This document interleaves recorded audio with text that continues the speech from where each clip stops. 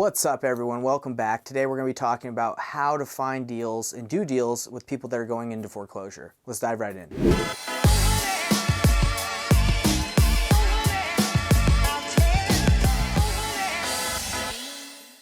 Before we dive into how to do deals with people that are going into foreclosure, I want to invite you to my free masterclass. If you go to painlessflipping.com, painless is spelled like my last name, P-A-Y-N-E, list flipping. We do a free masterclass every week where we show you exactly how to get started in doing real estate the painless way, where you can leverage other people's work and use their leads so you don't have to spend money on your own and you just have to bring the buyer. It's very simple, and the process, well, I guess it is simple, but you do need to learn how to do it, navigate it so you can be efficient and not waste your time. So go check out painlessflipping.com, register, it's free. We'll see you on the masterclass. I want to talk to you about doing deals with people that are going into foreclosure. I've done many deals with people that are going into foreclosure. What is called is pre-foreclosure or notice of default. They've got a notice saying, hey, you haven't paid, you're going to go into foreclosure, and then pre-foreclosure as well. And then foreclosure is when they get foreclosed on and there's an auction date. So I interview an expert right now that's doing deals all with people that are going to foreclosure. He talks to them, he just calls them out and he just says, hey, look, I can tell that you're going into foreclosure. I want to help you out. And you know, a lot of times people say, oh no, I don't need any help, but he explains how he navigates the process, and he even explains how he got started and how he did his first deal. So let's check out this interview. I think it'll really help you guys to learn how you can start and how you can get to where this guy is, where he's doing deals in foreclosure, and he kind of shows you the process. So let's dive right in. So you came from the construction background. Now it's time to get in your hands dirty. How did you get your hands dirty? How'd you get that first deal of 10K? Yeah, so I didn't like the growth trajectory that was happening in my primary business, and how like it was, you knew it was a pretty slow pace when you're working a W-2, right? So, I started text marketing, and, within 3 weeks, I had someone that, had positive connectivity, and just walked him through my list of questions. And it was actually 2 plots of land that were side by side. Each one was so narrow that they could only be sold as a double, right? And I put that under contract for maybe around 20 grand, sold them for around 30 grand. I had a dispo partner, somebody that I'd been collaborating with, that helped sell the deal on the back end too. So, all right. Yeah. Do you feel like that's a way that a lot of people start, is maybe they find the deal and then they have someone help on the dispo side, like help sell the deal? To be honest, it's pretty overwhelming to do it all at one time by yourself and learn both sides of things. Like, it's almost like when you're doing it for a while, like for us, it takes a team, right? So to build it out, like, it's hard to have your hats in all these different places, particularly when you're learning, right? If you're learning acquisitions, how to build all that, and it's like, oh, now I have to learn how to assign it and do dispositions. It's a lot at one time, right? So I was really fortunate to have somebody in my corner to help kind of sell the deal too. So yeah, no, I agree. And that's why, like, as you know, my strategy, I tell people to kind of start at least with like a couple buyers to know what they want. So it's easy at that point, if you find a deal, to just give it to them, right? Because if you don't, you just do acquisitions and you kind of like, well, now I have 7 days due diligence, or 4 or 10 or 15 to find someone. It can be a really stressful thing to like try and figure it all out yourself, because you don't really even think about that portion when you're doing acquisitions. You're like, let me just find a deal. And then once you do it, then you're like, oh shoot, I have like little to no time to move this, right? Yeah. It's a good problem to have at the end of the day when you get to that step, but it is a stressful situation too, to not have an exit strategy for the next step, So, but yeah, and like you're telling people, just find a couple buyers, because it's very easy to get scatterbrained and focus in 15 different directions and not be definitive. And that's when you lose the most momentum in what you're trying to accomplish, right? Exactly. So let's talk about, so you did your first deal. Is there anything memorable about that deal you would like to talk about? Like, you found on text messaging, he disposed it. Anything that happened that you want to talk about before we hop into what you're doing now? Well, it was surprisingly easy. Like it felt like I was cheating and stealing because of how easy the entire deal was. And I know you don't typically hear that, but like for me, I did a lot of research. I listened to Wholesaling Inc. podcast for like 6 months before I started, made sure I was prepared and everything. And then it just happened. I got a deal under contract. I was like, is this for real?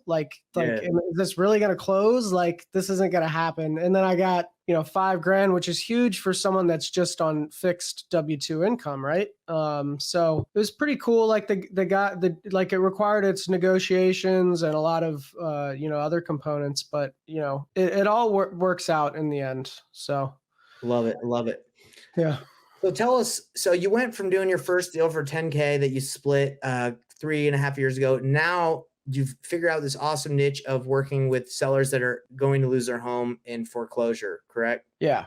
Tell us about how you found that, and tell us about how everything's going. Let the listeners know kind of what the business looks like. Yeah, it's going really well. Like we always did a kind of more mass marketing approach, and we never focused on a specific population or group of people. And we found that for this, like we really enjoyed stopping foreclosures for homeowners and just being that conduit for people to have a different situation than the worst case scenario, right? And so we saw that, and we've recently kind of made that our thing where that's all we focus on. And so we cut off everything else, completely cut ourselves off from other marketing methods. And it wasn't easy because it's nice to have your hand in so many pots, and that works for some organizations. But for us, we just realized we wanted to be kind of the specialists and create that help in that with the market and where it's at right now. So yeah, you're really providing value, right? Like you really feel like when you reach out to someone that's in pre-foreclosure about to lose their house, like, hey, I'm the expert. I can help you out. I can help you keep this house. I can help you,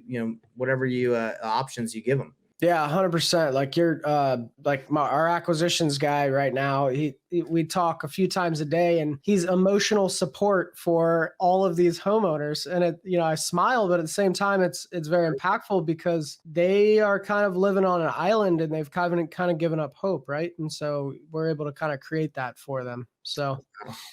That's amazing. So let's talk about how you find these opportunities. I'm curious, are you just getting the list from, paid service? Are you going to the county? And then how are you reaching out to these leads? The county has the list, and we reach out same way we always reach out by text and phone call, and sometimes even door knocking. And we are just trying to shake the tree and ruffle feathers and talk to a decision maker at the end of the day. So, and how's the reception? How do they receive you usually? Mixed feelings, but if someone truly believes we're here to help them, and that's our primary purpose, which obviously we make money, but motives align there, where we're able to stop a foreclosure from going on the record and possibly even clean up their credit, right? Which is huge. And they get to walk away with money in their pocket instead of just losing everything they've owned. Then,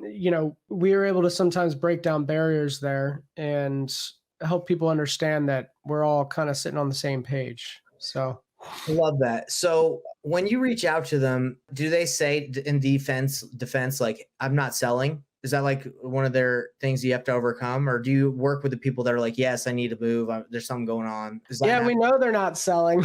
That's pretty clear. We don't call them sellers. We call them homeowners. That's a big difference than traditional, right? And so, we don't ask if they're willing to sell. We say, hey, we know your home's in foreclosure and we can help.